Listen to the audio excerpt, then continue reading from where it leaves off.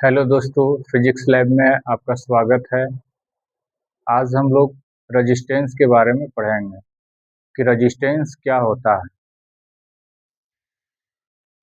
और उसका कनेक्शन हम लोग पढ़ेंगे कि किसी सर्किट में रेजिस्टेंस का क्या महत्व है ना। इसमें रेजिस्टेंस को हम एक एग्जांपल से समझेंगे कि रेजिस्टेंस क्या होता है।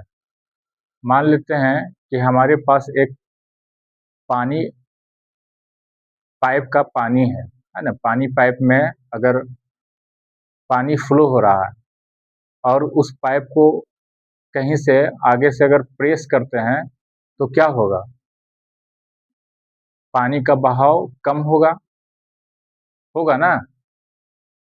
उसी तरह से कोई भी कंडक्टर में अगर करंट या इलेक्ट्रॉन फ्लो कर रहा है या तो पानी का जो बहाव होगा वो इलेक्ट्रिक करंट होगा, और जहाँ पे हमने प्रेशर लगाया वो रेजिस्टेंस होगा। तो रेजिस्टेंस का मतलब क्या होता है कि opposes the flow of current in the conductor is called resistance. कोई भी कंडक्टर में अगर करंट को अपोज कर रहा है उसी उसको क्या कहते हैं? रेजिस्टेंस कहते हैं, है ना। रेजिस्टेंस क्या होता है?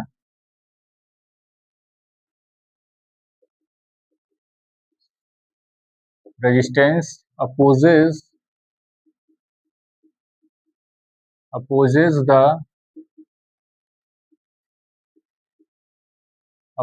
The flow of electric current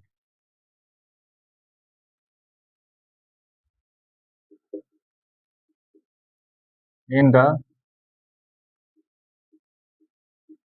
conductor. अगर कंडक्टर में करंट फ्लो ऑफ करंट को क्या कर रहा है? अपोज कर रहा है, तो उसको हम लोग क्या कहते हैं?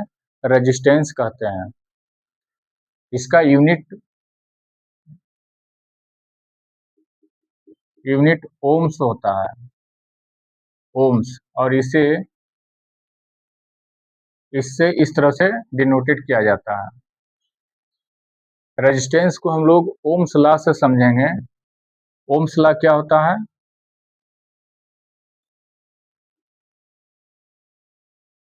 ओम्स लॉ मेन हम लोग इसमें प्रैक्टिकल के बारे में पढ़ेंगे, तो थ्योरी हम लोग ज़्यादा डिटेल नहीं पढ़ेंगे। तो ओवरव्यू लेते हैं।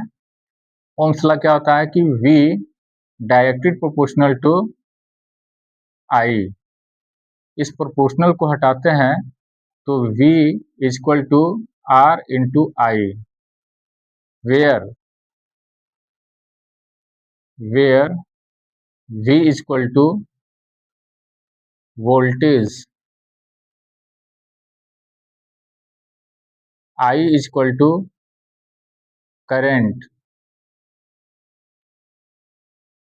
और R is equal to resistance.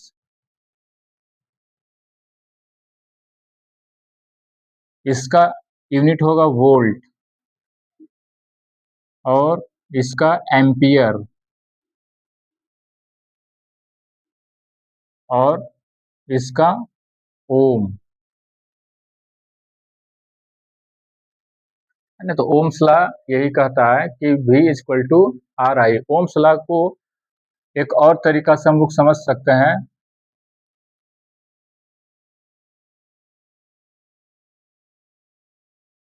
ये V, I और R। V is equal to I are.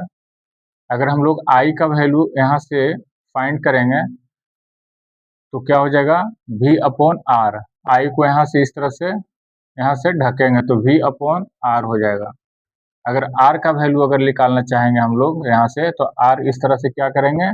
इसे छुपाएंगे, ढकेंगे, तो क्या हो जाएगा? V अपॉन R, है ना। फॉर्मूला याद नहीं करना है ना। इससे देखिए सारा फॉर्मूला मेरा निकल रहा है ना। याद नहीं करना है, इससे सारा फॉर्मूला निकल रहा है। इस तरह से सिर्फ इसको बस माइंड में बैठाना है।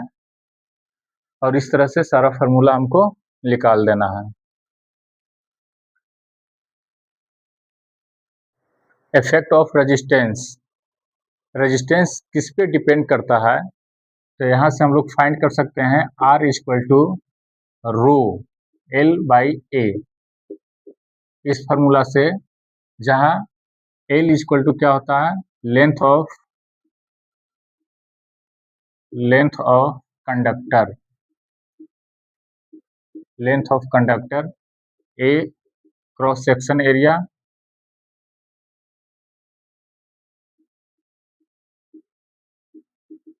Cross section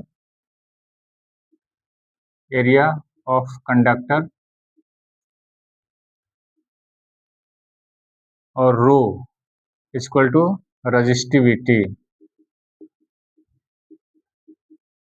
resistivity depend upon the material, हमारा ये जो रजिस्टिविटी है वो मटेरियल पे डिपेंड करेगा।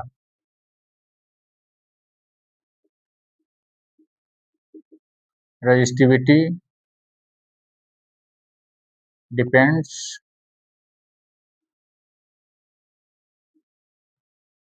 Depends upon material. अलग अलग मटेरियल के हमारा अलग अलग मटेरियल का अलग अलग रेजिस्टेंस होगा, है ना। इस फार्मूला से हम लोग रेजिस्टेंस का वैल्यू निकाल सकते हैं, R equal to rho into L by A. अब हम लोग समझेंगे यहाँ से कि अगर कोई भी सर्किट में अगर रेजिस्टेंस को नहीं जोड़ेंगे तो क्या होगा। मेरे पास एक रजिस्टर है, मेरे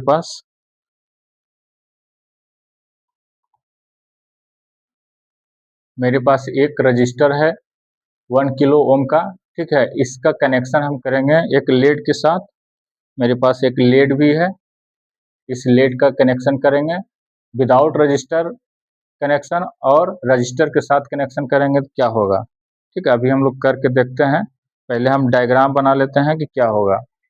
यहाँ पे मेरे पास ए रजिस्टर और यहाँ पर एक एलईडी बल्ब है, और इसका कनेक्शन हम लोग बैटरी से इस तरह से करेंगे तो बल्ब क्या होगा, ग्लो हो जाएगा।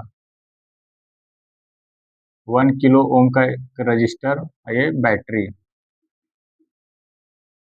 पॉजिटिव और नेगेटिव। अगर विदाउट रजिस्टर, है ना, विदाउट रजिस्टर को अगर एलईडी को जलाएंगे तो ये क्या हो जाएगा, बर्न हो जाएगा। क्या हो जाएगा, बर्न हो जाएगा, खराब हो जाएगा, जलेगा नहीं, है ना। इस तरह से अभी हम लोग करके देखते हैं कि मेरे पास एक बैटरी है, एक रजिस्टर है ना।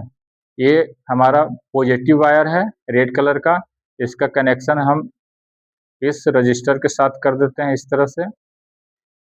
देखिए कनेक्शन हो गया,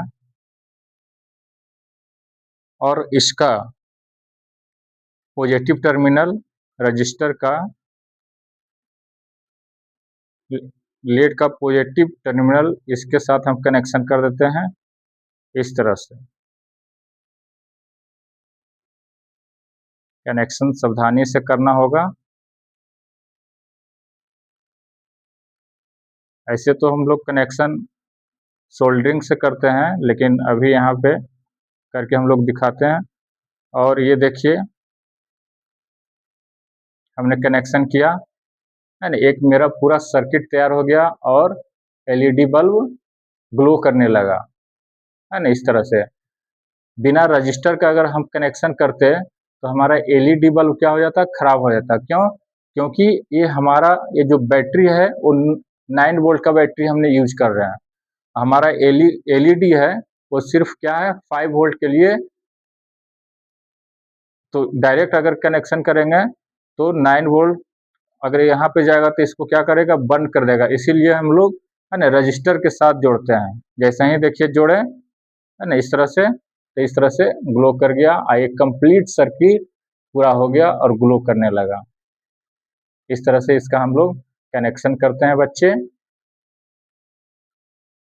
देखिए ग्लो किया इस तरह से,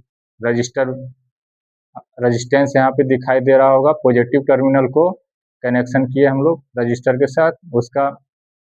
और एलईडी में हम लोग किस तरह से पहचानेंगे कि कौन सा पॉजिटिव होता है और कौन सा नेगेटिव होता है ना। इसमें दो टर्मिनल होते हैं, इसमें दो टर्मिनल होते हैं, तो इसमें एक जो पॉजिटिव वाला होता है वो लंबा होता है, और जो छोटा टर्मिनल होता है वो क्या होता है, है ना, छोटा टर्मिनल को हम लोग निगेटिव बोलते हैं। देखिए इस तरह से, और जो बड़ा टर्मिनल होता है वो पॉजिटिव और छोटा टर्मिनल नेगेटिव, इस तरह से हम लोग पहचान करते हैं। कल हम लोग पढ़ेंगे कि रेजिस्टेंस में बहुत सारे कलर कोड पढ़ेंगे, रेजिस्टेंस का कलर कोड पढ़ेंगे कल।